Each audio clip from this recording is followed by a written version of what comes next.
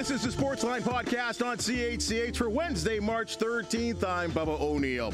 As you know, our focus, high-level athletes, coaches, executives, officials, and broadcasters that reside or raised in Southern Ontario. Today, a hard-working TV talent that's proven that without risk, there is no reward. Originally from the province of British Columbia, this individual got his start as a writer on the regionally popular Sports Page program in Vancouver. Taking his first risk, he moved his family east and expanded his position as a producer at Sportsnet, CBC, and TSN Radio, yet that was not enough.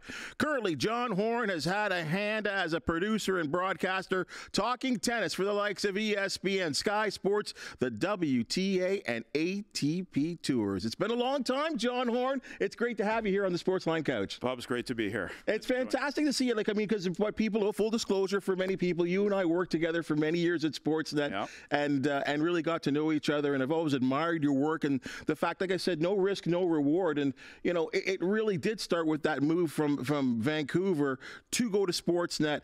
I mean, for some people, that's a big move. That's one thing when you're a single guy and you don't have family, but to make that move was a big deal.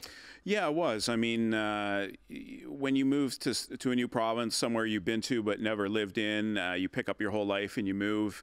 At the time, I'd just been married. I had my first son was a month or so away from being born. Mm-hmm. So, yeah, it's tough when you're figuring out, okay, what am I going to do with my life and how is it going to go? And then you've got a son on the way and your wife is working and you're trying to figure it all out. And then, yeah, so took the plunge, made the move, and figured it was for the best. I was kind of at a time in my life where I'd almost done what I needed to do in Vancouver. The market was a lot smaller there. I'd had great opportunities working there, and it was just time to do something different. And an offer came up, and it was at Sportsnet, and they were very accommodating and helpful, making the move and the transition quite easy. And sure enough, I came, and now I've been here 17 years. So wow. It's been a good journey, and I've done a lot of things over the years, and but that was the stepping stone back in 2007, I guess we're looking at. And but I'm glad I did it, because I don't think I'd be where I am today if I hadn't made that move. Sports Pages, for many people that don't know, Sportsline was a big program. Yeah. I mean, prior to this Sportsline on Global, a big story. Taddy Hebsher, many people know about how beautiful that show was. One of the first real sports shows, well before TSN or Sportsnet. Sports Pages was really similar, but also carried sports with like that friendly, fun kind of charm with some really, I mean, I think of a guy like Don Taylor, who I think is one of the best sports broadcasters in the nation that a lot of people don't know about, especially in this side of the country. Going into the BC Hall of Fame, actually, coming up this summer for all his work in broadcast. Yeah, I mean, look, I was lucky enough to get my start there. There's been a lot of people who've gone through there over the years, behind the scenes and on camera. Some names you may know, Dave Randorf, who's obviously done a lot here, is now with the Tampa Bay Lightning. John Shorthouse, who's been the play-by-play guy for the Canucks for a number of years. I think one of the best in the country. He's outstanding. Dan Murphy, who's on that broadcast as well, was a behind-the-scenes guy. Barry McDonald, who was the guy who brought me in. Don Taylor, of course. So there's been a lot of people throughout the years who've gone through Sports Page, and one of the big heads of Sports Page, Paul Carson, who passed away. Unfortunately, he was sort of the spearhead of the show and brought in all those talents to the show. And I was just lucky that I got an opportunity. I was writing at the time for a local newspaper. A spot came up. I applied, and I was shocked that I got a call. I was on a golf course, and Barry's like, yeah, we want you to come and try out and see how you are. And I was like, great. So I started off as a writer and worked on the show 4 days a week, and then I moved to producer part-time, filled in, and then I got to do some on-air stuff too, and that's when I started doing reporting and things. So really, that was my starting point, and those guys were great. The atmosphere was outstanding. I mean, it was so fun to work on that show. It almost didn't feel like work when you were there.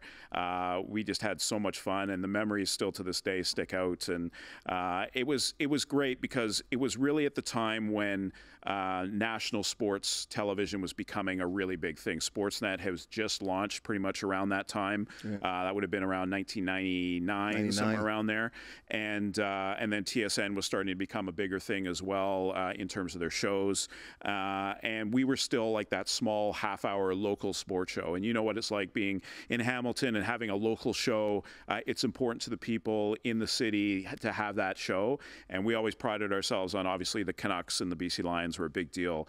But, you know, the Vancouver Canadians, they were a AAA team at the time. That was a big deal. You know, there's still soccer, high school sports, university, SFU, UBC, football, basketball.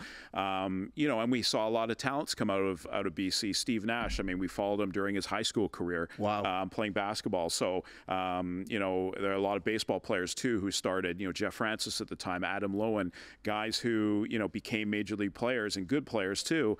We got to see them right from the beginning. So, you know, but as all good things come to an end at some point, 2005 is when we had moved to a new sort of station. We were actually a show that was out of Burnaby, BC. Our show was being aired in Victoria. We actually had our master control in Calgary, and we got paid in Winnipeg. So from Winnipeg. So, you know, that was kind of the end at that point where, you know, the local sports wasn't such a big deal anymore. I mean, it still was, but people just weren't following it as much. And then the way that Sportsnet TSN came along, that kind of, you know, was the writing on the wall, so to speak. So then I worked on the radio station, the all sports radio station there, the Team 1040, which became TSN Radio. Did that for a couple of years and was hosting shows and doing updates and that kind of thing. And then the Sportsnet gig came along, and it was just the timing was right. So that was the time to make the move, and I did. I mean, and I know you talk about these days at sports pages. I mean, was this something that kind of fell on your lap, or did you just always know you're going to be in sports? I mean, I wasn't smart enough to go to university, so I mean, no, I shouldn't say that. I don't know. Like, I just was never a big work, you know, studying on tests kind of guy. I was always a project guy. I loved doing projects, and you know, working on and studying for tests was just not my cup of tea. I always liked sports from the time I was a kid. I cut out newspaper clippings. I was hockey stuff all over my wall. I was one of those guys, one of those kids who had the transistor radio under his bed pillow, listening to Canuck games late at night because I was supposed to be in bed. I don't know if my mom knows that story or not, but that was sort of how I was zoned in on sports for so long. I played tennis competitively, played soccer, played baseball, did all the sports stuff as a kid. And I just think that, you know, it was kind of something that would be something that I would do that would fit my personality. And my mom was always big on, hey, have you ever looked into broadcasting? It might be something, you know, you'd be interested in. And so I went the broadcast route. I did a part-time thing in the evenings, and that got me into a full program at BCIT in Burnaby, BC. Great broadcasting program there. I've had a lot of people go through that. A lot of on-air news and sports people and weather people have gone through that system before I was there and since I've been there, and did that. And that was kind of the starting point to getting into it. And you know, did what most people do, or at least used to do at the time, was, you know, take the road trips up to the interior BC, to the island, looking for jobs, looking for anything that you could get into the business, and managed to fall into a writing gig, and worked at a bar part-time as well. And, so we all did. That's what everybody did. A little different now maybe, but certainly at the time that's what we did. And yeah, and I really just got a great opportunity. And you know, luckily I think I showed myself in the first couple of weeks that my personality was a fit, and that was it. It was always a big thing. It wasn't so much about how great you were in terms of your writing and how great you were. It was all about, you know, what's your personality like? Are you going to fit in with the guys? Are you going to fit in with the group? And I think I did that, and I handled jokes well, and I think that was kind of the reason why I actually started there, because they could make fun of me and I could make fun of them, and it made no difference, and we could play jokes on each other, and we had some, just I think back of it now, we just had some great times. It was such a good time. Probably you know, I've had a lot of great times over the years, but that start was unbelievable and really got me off on the right foot. You know, and I think about our days at Sportsnet. I mean, you leave Vancouver, you make that risk, you come out to Toronto, and you and I meet each other at Sportsnet. And, you know, I try to tell people, too, very much like you. I mean, you know, not that I'm not having a great time here at CHCH or whatever, but there was something about that newsroom at Sportsnet. I think because we were maybe all in that same age group, you had a guy like a leader of like Scott Moore that was determined for us to be not number two. We wanted to be, it was this uphill battle to battle TSN. TSN was sort of 15 years ahead of us, so it was a long road to travel. So everything was, we wanted to be the best. For sure. And it set a tone, and I think about where we are right now. Each one of us, and only not just the two of us, there are so many of us, girls, guys, producers, broadcasters, that have gone on to bigger things. And I think it was all said in that newsroom. Yeah, I mean, look, for me, it was definitely when I made the move, I had no idea what to expect. I remember I started working at Sportsline on a Thanksgiving holiday. I couldn't even get into the building because I didn't have a pass. So it was, I had to call the guy who was running the show and get in, and then I called the manager. I'm like, how do I get in here? And he's like, oh, I didn't realize you were starting today. So I walked in, and that was kind of like my start. But yeah, I mean, we had a good group of people, and it was funny because we worked with some people closely. There were other people we didn't work with closely, but we saw them in passing, whether it was editors or guys on the row or what have you. But I think pretty early on, I found my way. I was working late on the Pacific show at the time that Don Taylor was hosting, and so I was working late night, so I wasn't in there during the hustle and bustle of the 6 o'clock or the 10 o'clock. I was there, but I wasn't involved in it. And so you got a good opportunity to see how everything worked, and then you would slowly start to integrate with the other producers and the other associate producers and get to meet everybody. And in general, like there was a lot of good people there. There's a lot of talented people there, and as you mentioned, we've seen a lot of people move on from there over the years. And you got guys who are directing commercials, you got guys who are producing documentaries and features, and guys who are still at the company now. Some are working with CBC, Hockey Night in Canada. There's a lot of talent there. Some have gone to TSN. It's amazing. So I mean, there's a really good group of people who've started there. I mean, I always look at the industry now. It's just it's so different now, and it's hard to say for sure how stations work now compared to how they were back then. I say back then, like 15 years ago, 20 years ago. But it's certainly it's good to see all the people who are still in the business, who are doing well for themselves. They have to start it somewhere. Just like me, I came from somewhere, and they came from somewhere, and some people were lucky enough to start at Sportsnet day one, and some of them are still there. So certainly, as you said, Scott Moore and a lot of the management there, found talent and new talent, and as talent is, it's like when a player goes to a team and they start, you got to try and keep them there, and that's always the hardest part because usually there's something else on the horizon for them. If you're good, there is going to be something for you. Yeah, for sure. So it was good times there. I enjoyed it, and I think I was there for about 5 years, and then again, then the next move happened. So and that's where I want to go, because I left in 2010 for here on a full-time basis, and getting to do Sportsline with Mark Hebscher, and being in the CHCH environment, and I had been doing some weekends and really and this is home for me too. So it was nice for me to come home and work in the area that I've grown up in, that I know the best. The timing was perfect for me to leave. You made a different decision, though. You were there a little bit longer than I was. And then you make this decision that, I'll tell you this straight up, and then we've discussed this before, I wouldn't have done. And that is going freelance, because to me, I like security. I like to know where I am, what I'm doing, where I'm going, what's my paycheck, whatever. You make that real difficult decision to go freelance, but this is the crowning glory for you. It was definitely so I went over to TSN. One of the guys who ran the TSN radio in Vancouver had been asked to help put together TSN in Toronto, which is TSN 1050 now, and he was in charge of branding TSN across Canada. So I think they had a station going in Edmonton. I can't remember if they were all at the same time or not, but Edmonton came along, Montreal, Ottawa, all the other TSNs. There was TSN radio here in Hamilton too, of course, which he helped launch originally, and I did some stuff with as well. So he called me and said, hey, do you want to come over and help out with the radio station? We're just getting going.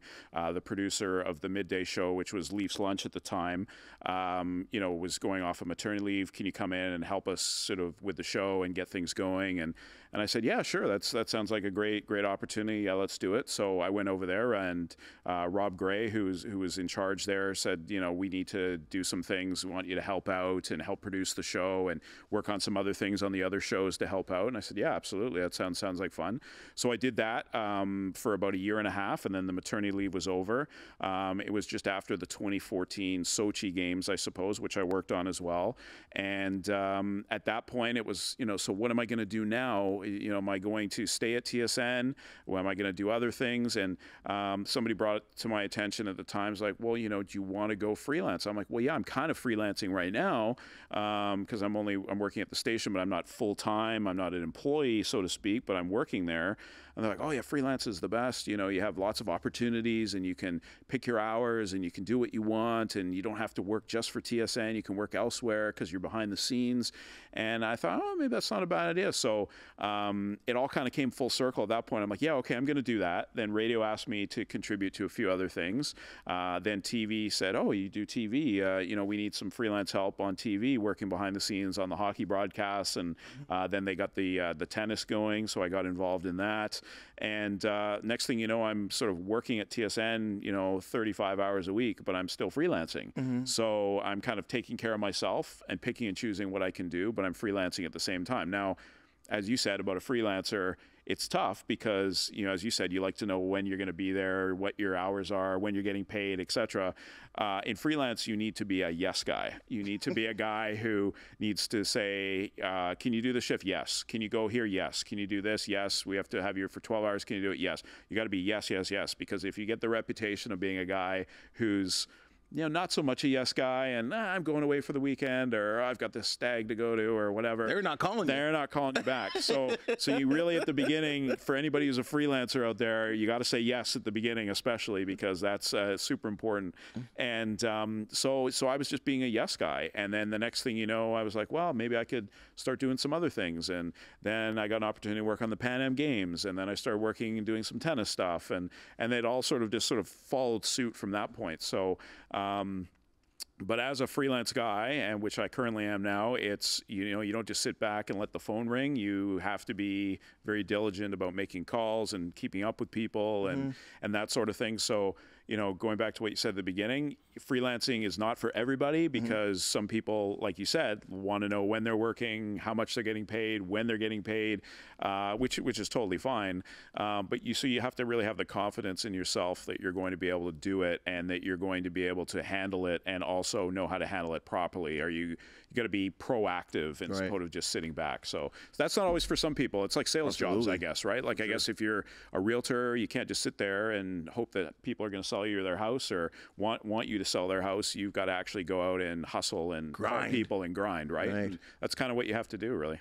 So now because of this, and these are the opportunities that start to come to you. You're all of a sudden working for ESPN. You're working for TSN. You're still doing some stuff with the consortium for the Olympics, which was the joining of TSN, CTV, and Sportsnet. You're doing stuff for Sky Sports, and this is where the tennis thing for you really starts to ramp up.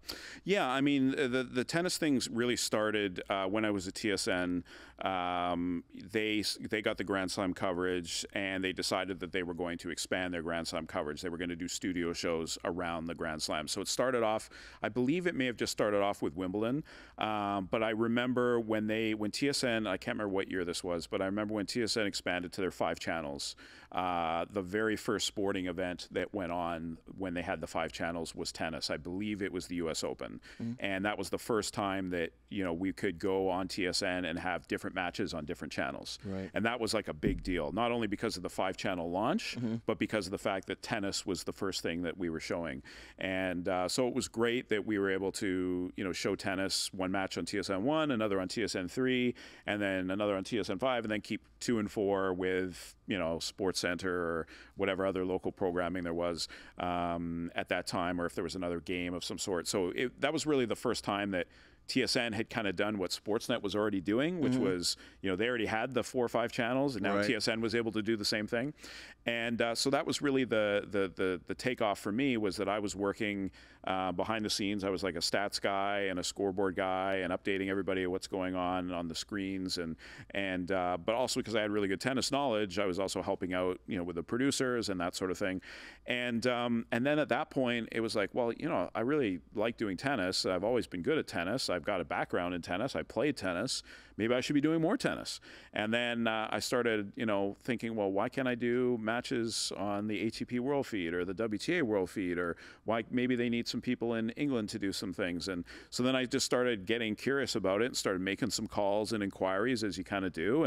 And then that spun off into a bunch of different things. So that's how I really got all my opportunities, was just making the initial calls.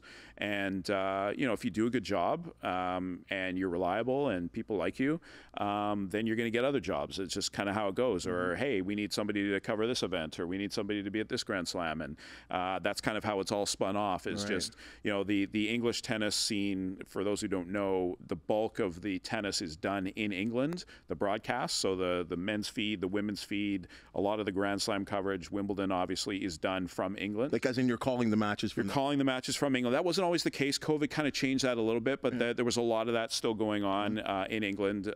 Sky Sports is in England. Amazon Prime, when they were doing tennis up until last year, that was all done in England. It's just all based there. So really, and since COVID, the only on-site stuff that is being covered are the Grand Slams and the end-of-year tournaments. There's the odd tournament here and there, but most of it is being done from there. So everybody in England really knows each other, and the producers all know, and the executive producers know, and the commentators all know each other. And so when names come up, it's like, hey, who are you going to get? Who do you want? If you do a good job and you're reliable and they like you, you have a pretty good chance of doing it. And so I've just been lucky, because I'm kind of one of the few North American voices that you hear on these feeds, because a lot of it is done from England. So they use people who are in England who can drive home after they're done their shift, as opposed to going to a hotel like I have to do. But it's worked out really well, and that really all started from TSN. So Sam Cicerello, who is one of the producers there, does hockey, sort of got me in there, and that was kind of the start. And so I thank him for making the initial sort of plunge, and I've kind of just taken it from there. Well, that's the best part of it, is like, and especially when after a couple of years of being in our business, when you have an opportunity to center that love of whatever you want to do to the sport that you really like the most, that is certainly, I think, a big advantage, I think, for you, the station, everyone you're working for. Let's just put the tennis thing on a pause for just a quick moment. I want to go back to one of your ESPN sort of gigs that you were doing. Yeah. And, I think about this right now, May 19th, 2018. Do you know where you were?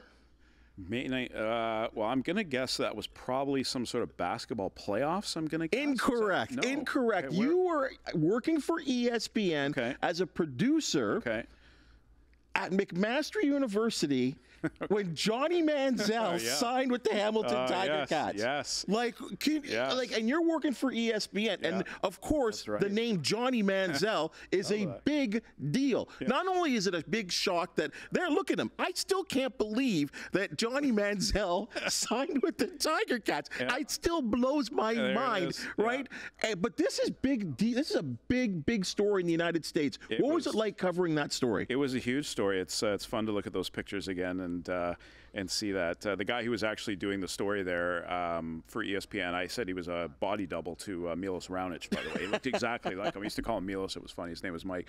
I mean, look, that's kind of, it was a huge deal. I mean, it was a big deal. When he came to the Ticats, they sent me and a reporter, camera, sound guy, to practice. We're in the locker room talking to him.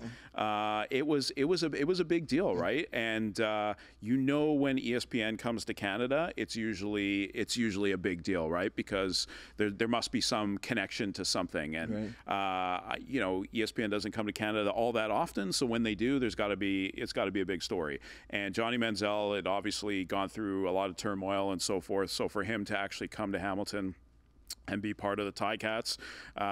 You know, we really spent a lot of time on. So part of the producer role is that you coordinate the live hits that go into SportsCenter. So we had a show at 2:00 in the afternoon, we had one at 6, there was one at 7, there was one at 10, there's one overnight, which we tape, obviously. But they wanted stuff on Manziel on all the shows. So we were busy. Like, we were not just there having a laugh, and they wanted a one-on-one with him. They wanted the guy who was doing Mike, who was doing the story. They wanted him on camera like 3-4 times. I think there was one show we did it twice in an hour. There's an individual NFL show at that time. I can't remember if NFL Live was going at that point or not. I don't know. I couldn't even remember we were there, so I can't remember how many shows we had. But it was a big deal, and Manziel was good with us. We had a one-on-one chat with him, and we talked about golf, and we talked about a bunch of different things, and it was fun. Like, it was fun. Like, it was nice to be doing something in your home province that was actually, you know, making some headlines in the States, and it was easy for me. I could just drive there as opposed to flying, which is half the time what we end up doing, flying to the location for ESPN stuff. So it was nice to be able to do that. And then, you know, of course, the Ticat experience was kind of short-lived, and next thing you know, we're in Montreal doing stuff on Johnny Manziel, so with a different reporter and more stuff, and it was, you know, that was crazy too. So I think we did 2 games in Montreal. And I think in the first game he barely played, and I want to say in the second game he may have played the full game, but he wasn't very good. I can't remember. But then I think he got released shortly after, or he got hurt or something. No, after he played the Ticats and threw 4 interceptions in the first quarter. That was it. Oh my God. Yeah. I mean, that was funny. I'm glad you remember this, because that was good. We had a good time covering him. I remember I was on Montreal radio. We were talking about him, and Montreal made a big deal about it as well, of course. And but ESPN. How could you not? It was Johnny Football. Johnny Football. I mean, and I mean, the turmoil and everything, and everyone thought for sure he was going to mess up and it was going to be a disaster. And I don't know if it was a disaster, but it obviously didn't turn out well. I mean, he didn't play much, and ended up 2 teams, and then he was gone, and that was the end of him for the most part. Played a few. What did he played some? What was the other? Was he playing in the XFL, or he played in something? I think it was the U Spring League or something. He played a little bit more. Yeah. I was actually disappointed in the Netflix doc that came out on him, because it never really touched on his CFL time at all. It's so true. A lot of people were upset about that. I know, and I was waiting for like just a little bit at the end, and the only thing I could think of is that maybe if they did incorporate that part, it was going to be too much to include as part of the documentary, because it was basically on his college career and what a mess he was leading up to. And then if they got to the end, it kind of finished well. I thought it was a good finish point, but if they brought in the CFL stuff, you probably would have needed another 20 minutes worth and I don't know where the finish would have been at that point. So, but yeah, I mean, those Manziel days were, that's funny. That's 6 years ago now, or almost 6 years ago. So it's crazy how time flies. Can you remember it? It really is. I just remember what a story it was. And, you know, and as someone that, you know, not so much now, but especially in those days, going to Ticat practice, and there's kind of the same 4, 5, 6 guys, you know, Louis B, being one. Like, yeah, we're kind of all the same guys there all the time. Yeah. And then all of a sudden, it's like CBS, it's like we're thinking to ourselves, like, these stations could have easily tapped off a TSN feed and gotten a TSN reporter to front a lot of this stuff. But they, as you said, if ESPN's coming to Canada, it's a big deal. Yeah. And these rooms, these what we would call media rooms, folks, I mean, 50, 60 people, game day, 100 people in the room, like something like it was a playoff game that we had never seen. And we're so used to getting to ask the questions first, but it's the other guys, it's these big guys that are asking the questions first. Yeah, and I always laugh at that, because it's the same with any other sport. Say in basketball, when LeBron comes to town, or when the playoffs, when the Raptors were having their playoff run, you know, there's the core group of people who are there. Say in the Raptors, it's Doug Smith, who's always there, and there's always somebody from TSN, always Michael Grange or whatever. The same people are always there, and they're usually the ones who sort of get in there first, and rightly so. They cover the team on a regular basis. But then suddenly, you know, ESPN rolls in, or TNT rolls in, and it's the same with hockey. It's the same with a lot of other sports. It's suddenly there's like a different presence there that, oh, what's going on? Why are they here? Kind of thing. And you know, I'm very cognizant of that, and I'm also very, especially, if I'm producing, I speak to the guys and I go, look, like, don't jump in there right at the beginning. I know we're going to get our stuff in there, but a lot of the reporters who come to town, they're very cognizant of that, and they don't sort of try to take over like you might think. They know they're going to get their questions in, and most people know that when ESPN or TNT or CBS is in town, and they're always going to get a little bit of extra information to those people just because they made the effort to come up here. So I mean, that was a fun time with Manziel, and I've had a lot of opportunities in Ontario to do things with ESPN. We did the Raptors during the playoffs, run before they got to winning the championship. Before that, then the championship run, which actually I wasn't here for. I was away doing tennis, funnily enough, so I missed that whole run. But they were there, and they had a ton of people, all their staff, all their big shot guys, the Stephen A. Smiths of the world, the Woj. They were all of them were in town for that. So I mean, there's been great opportunities to cover Toronto sports and to cover Ontario sports for ESPN, and I just hope it continues, and maybe we'll find another former NFLer will come to town, and suddenly we'll drop into Hamilton and be part of the team. Maybe it'll be like Fields or something will get released, and then he'll suddenly sign a contract. Who knows, right? Or Tom Brady will make another comeback and play in the CFL. Yes, he did hint at that in one of his podcasts. Maybe I should try the CFL. Can you imagine that? Imagine goodness. If he came to the CFL. Oh, goodness. Like the hype. Can you imagine? Yeah, enough already. Yeah, that would be a gig for me, because I guarantee you I would be assigned to that. So that would be good. So I'm hoping for it, because that would be work for me. So, so then back to tennis, you get these opportunities. You're traveling around the world. You're doing different tournaments. You're doing the biggest tournaments in the world, in the Grand Slams, the majors. And we talked about you having a family, and unfortunately, you have a family tragedy. Yeah. And you unfortunately lose your wife. Yeah. You've got 3 kids. Yeah. You're traveling the world. Can you talk to me a little bit what that's been like? Yeah, I mean, it's tough. I mean, I don't dwell on it too much. I mean, this is really the first time I've talked about it at any length. It's not easy when your kids are younger. They're older now, which is, my oldest is 16. I got one almost 14, and my daughter who's 12. And it's tough. It's not easy to juggle so many different hats. I guess that's the hardest part, because first you have to be dad first, and then everything else is second. And so whenever I am away, whenever I am working, my dad head is always just going, because you always have to think, are the kids okay? Is everything good at school? And then you're checking your emails and you get texts from them. Can I do this? Can I do that? What about this sport that I'm doing? What about this? I need this and I need that. So the toughest part is really just juggling everything. It's not something I ever thought that I would have to do. I mean, I've always been very involved anyway. So I guess maybe that has made the transition a little bit easier in that, I was never a great cook, so I've had to become a good cook now, because I have to cook for not just myself, but for 3 others. That's and right. If the food's bad, they're not going to be happy. And they've got to grow, and you got to look after them. So I've learned a lot of things over the years, the last 5 years or so, where I've had to be responsible for not just myself, but for 3 other young people. And that goes from learning how to do ponytails to, helping with all the different things that you need to know for kids, whether it's riding bikes or throwing baseballs or going to gymnastics or painting nails and all that kind of stuff. Some dads are involved in that, probably not as many out there as there could be or should be, but I've picked up all that stuff and I've had to learn it all, and it's been kind of a fun journey in that aspect.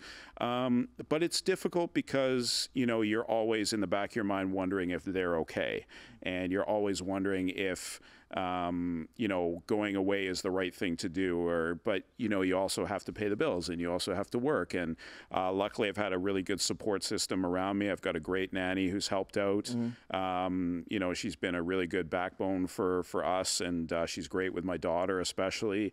So that gives me a lot of peace of mind when I am away. Mm-hmm. And when I say I'm away, like sometimes I'm not just down the street in Detroit, like I'm in the Middle East or I'm in England or somewhere, it's good to know that I don't have to worry when I'm away. Right. I still worry because it's just natural instinct as a dad, but at the same time, I know they're going to get to school. I know that they're going to get fed every night. I know that they're going to go to bed when they're supposed to, get their homework done.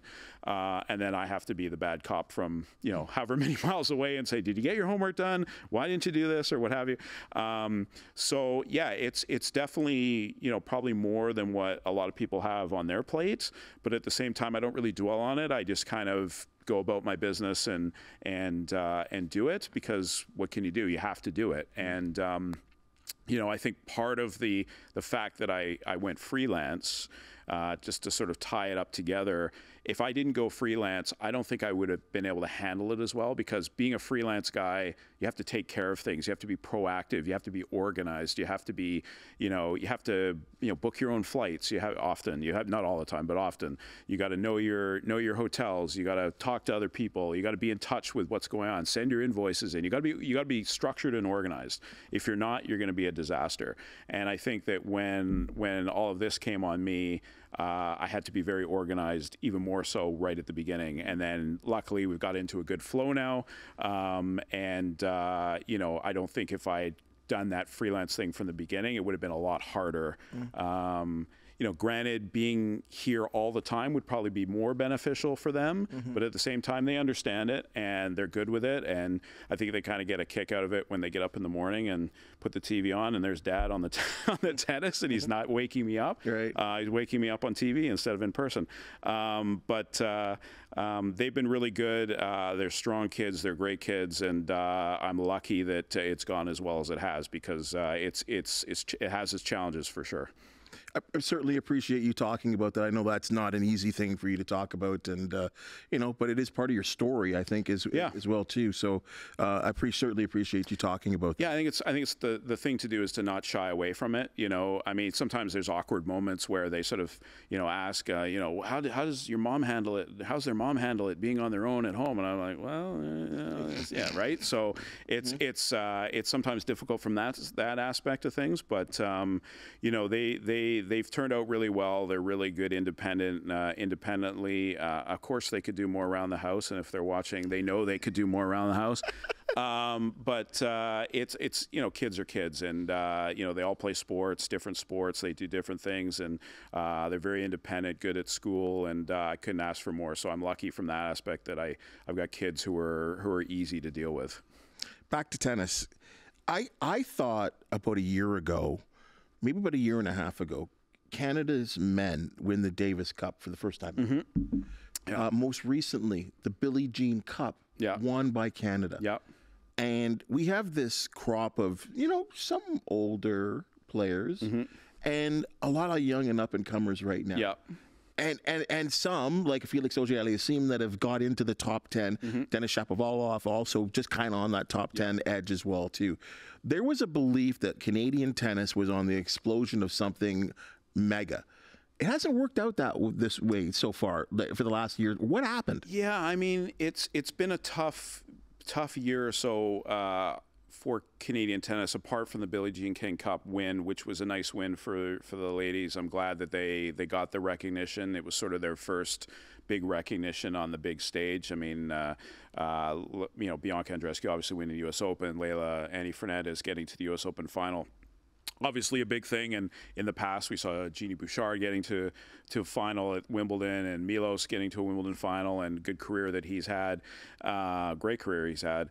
But it was nice after sort of a bit of a lull last year for the women to win the Billie Jean King Cup. Now, was the competition as strong as maybe the men had, because there were some teams that had got bounced early? That's just the way the draw works, so not to take anything away from them, but they got it done, and it was great to see.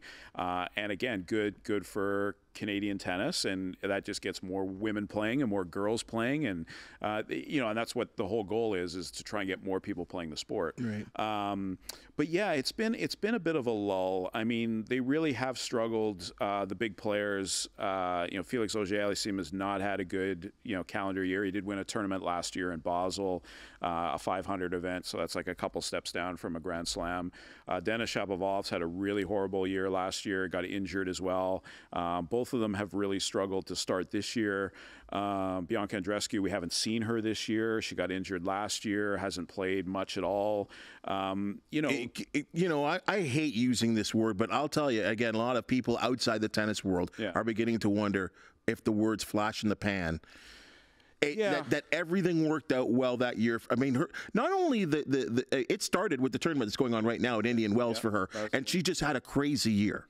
Yeah, I mean, the same thing happened with Jeannie Bouchard the year that she, did so well that one year. She won her first tournament. She went to some slam semis, slam final.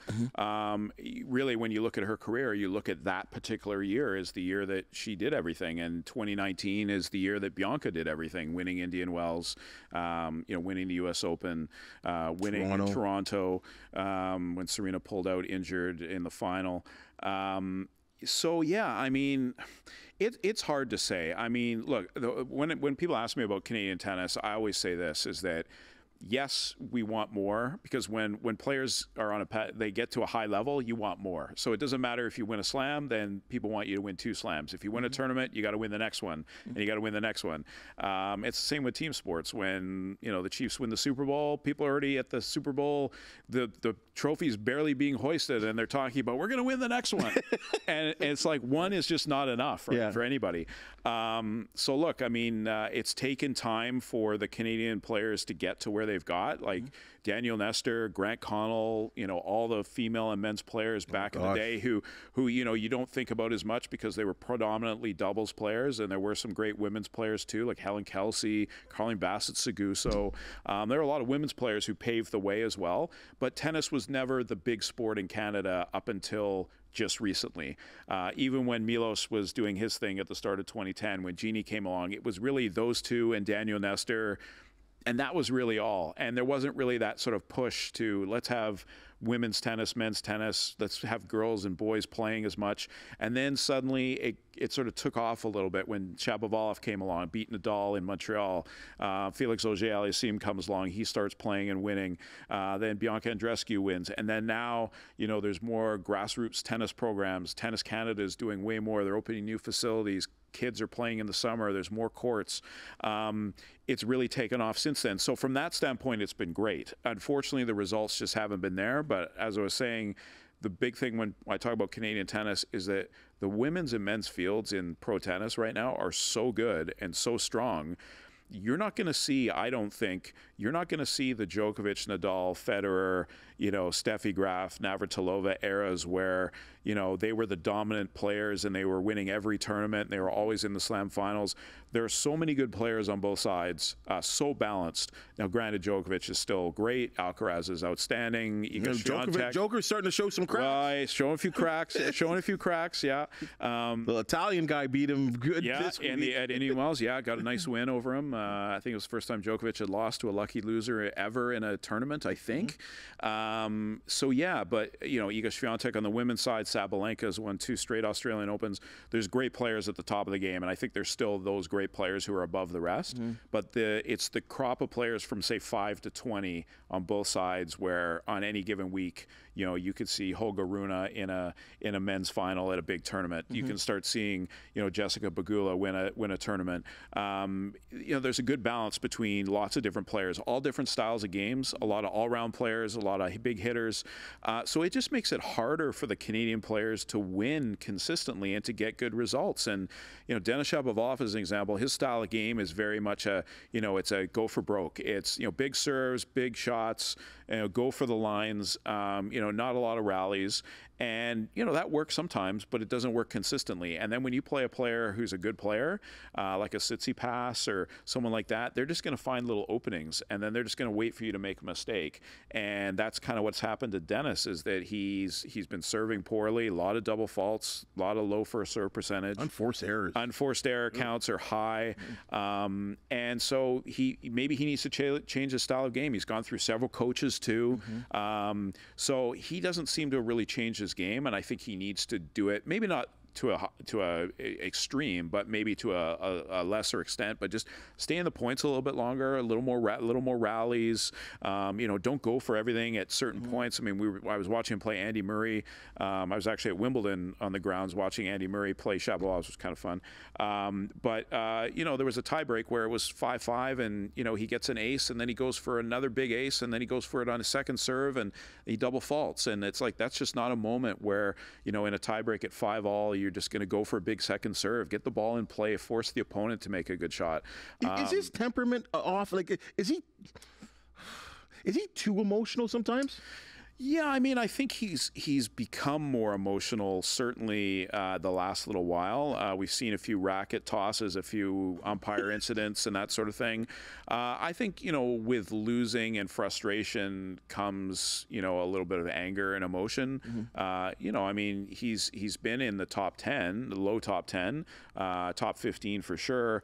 Right now he's out of the top 50, and, he's Crazy. just not finding any rhythm. I mean, last year at Indian Wells, he was turning around, looking at his coaches and saying, I don't want to play tennis anymore.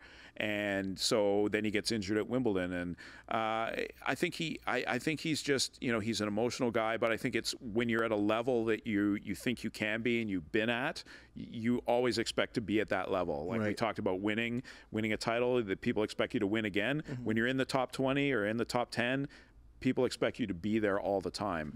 And it's just the way the competition is and how good the tennis is right now. It may not just not realistic, probably. It's tough to do that. And, I like Felix Auger-Aliassime's game more so because he's very calculated. He's very calm, for the most part, demeanor, pretty stoic out there. Big hitter from both sides, comes to the net, good serve. But again, he just makes some crazy unforced errors at times, and he'll go through lulls in matches where he looks like he's playing really well. And then, there was a couple matches where in Grand Slams where he's been up 2 sets and he loses the next 3 just by making a few mistakes at the wrong time and getting the opponent, giving him some confidence to get back into it. And it's tough as a tennis player. Look, we know if you follow tennis, it's a grind. Like, you're January to November, you're playing all over the world, different surfaces, tournament to tournament. It's tough to play tennis. All alone, too. Yeah, you're alone. I mean, you got your team. Some people travel with their girlfriends. You got a little bit of look into the Netflix series with the tennis series where, Breakpoint, where you had an opportunity to sort of see how it is behind the scenes. And, as much as I think the Netflix series hasn't garnered huge attention and maybe wasn't received that well, I mean, I thought they did a decent job, but you did get an opportunity to see a little bit of the intensity behind the scenes. I know the Maria Sakkari episode's really good, the Ange Jabeur episode, where there's some tears and there's some frustration, and you really get to see behind the scenes what it's like to be a tennis player on the road with really just your coach. Some players have girlfriends with them all the time. Some players have parents who travel, or their coaches are their parents, so that helps. But it can be a lonely sport. You're an individual out there, and you're doing your own thing, and you're trying to navigate through the twists and turns of tennis matches, and not just one, usually 5, 6, or 7 at a tournament, and it's tough. And I think our Canadian players have all felt that and experienced that. And I know Bianca Andreescu has talked a lot about her mental health and how difficult it's been, and again, the expectations after winning the U.S. Open and how hard it is to continue to be at that level. And I think people need to remember, not to interrupt you, but people like Bianca Andreescu is the only one in Canada to ever win a Grand Slam tournament. Yeah, like in singles. In singles. Yeah. Like it's that hard. Yeah. It's that hard. It's taken that many years for her to win the one, and not even for her to win, for Canada to win one. Yeah, I mean, that's a big weight, right? And, you know, Leilani Fernandez got close. Milos Raonic got close. Jeannie Bouchard got close. I'm sure Felix and Dennis would like to be close. Felix has been relatively close. Dennis has too.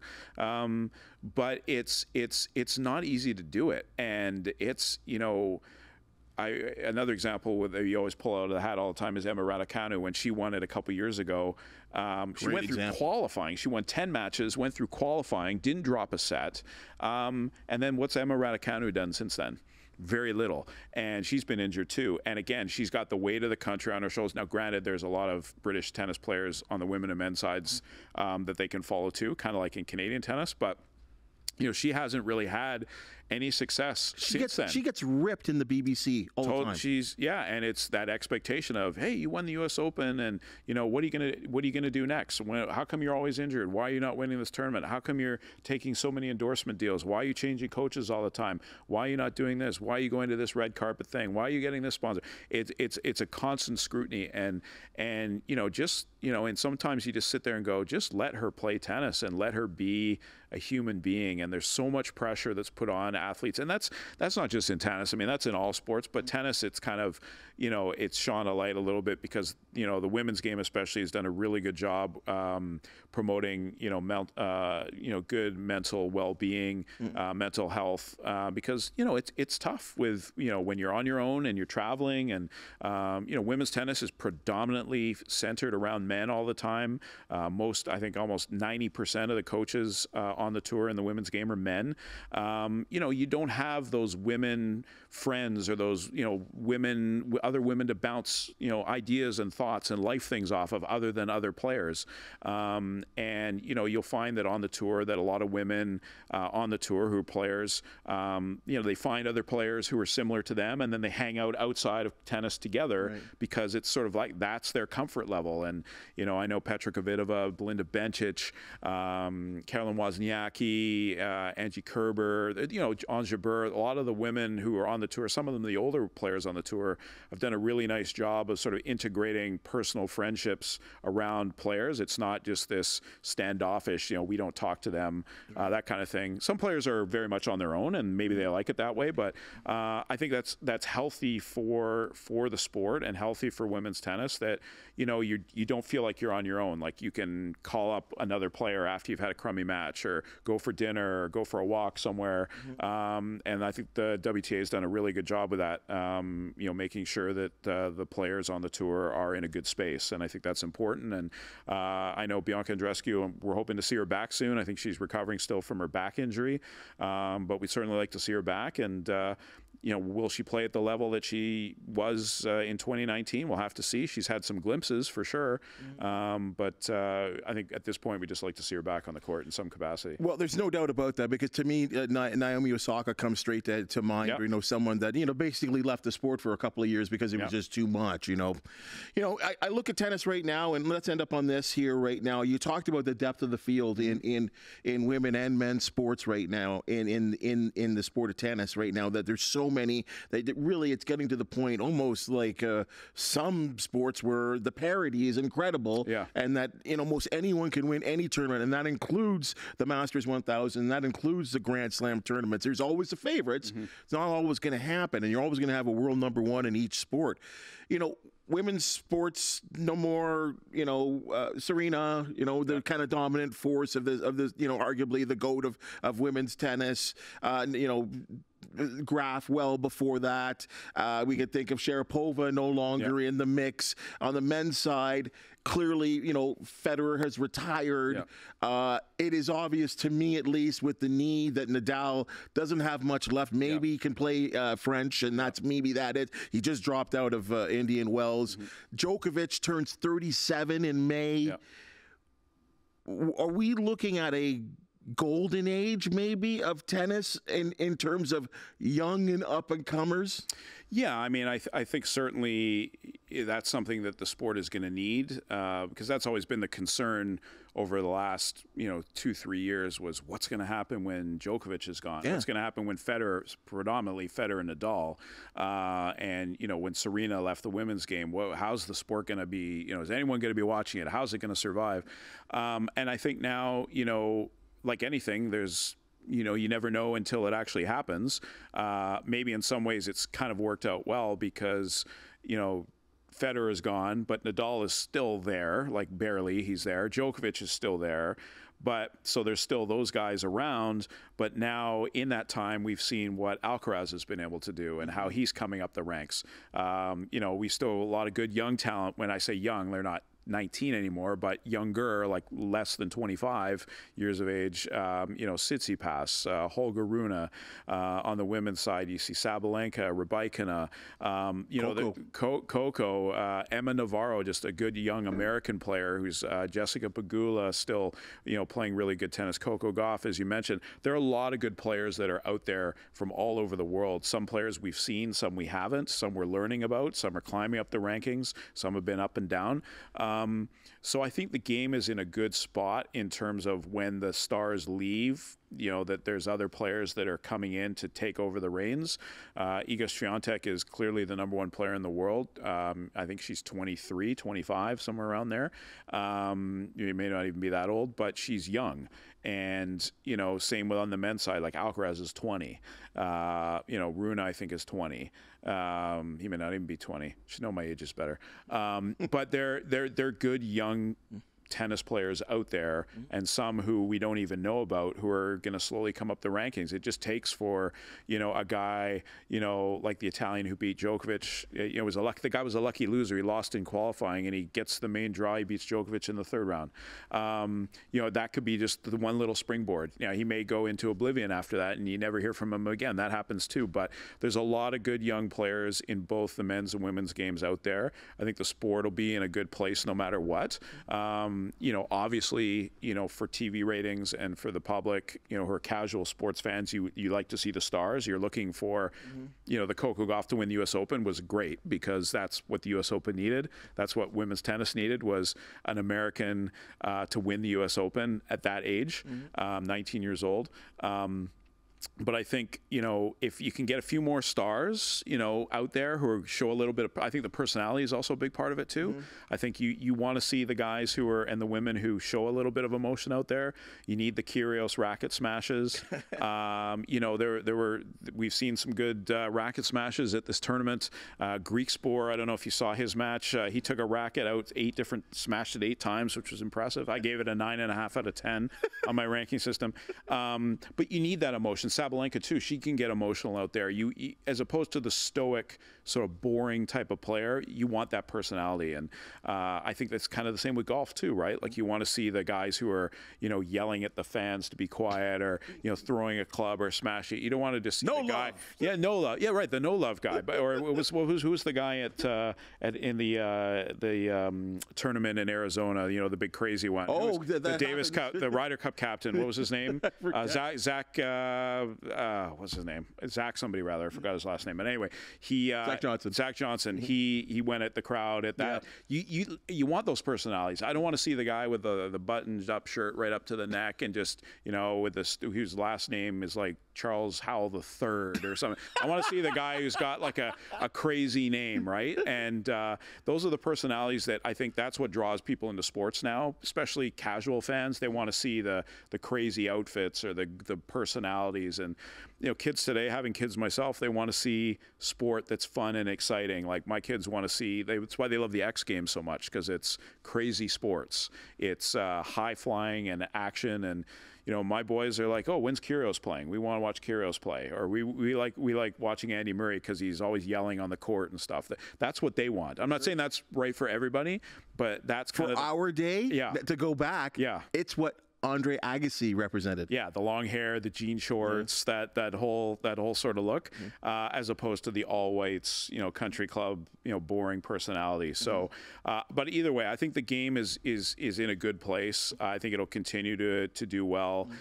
Do we need a few more stars that have personality? Yes.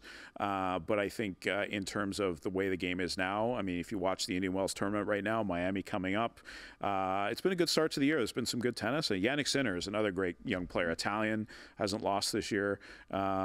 Big serve. Not a lot of personality there, but he's got a great game. So I think the game is in good hands with the players that are coming up, and I encourage anybody who's not a tennis fan to watch it and give it some time and see some of the personalities that are out there and judge for yourself if you like it or not.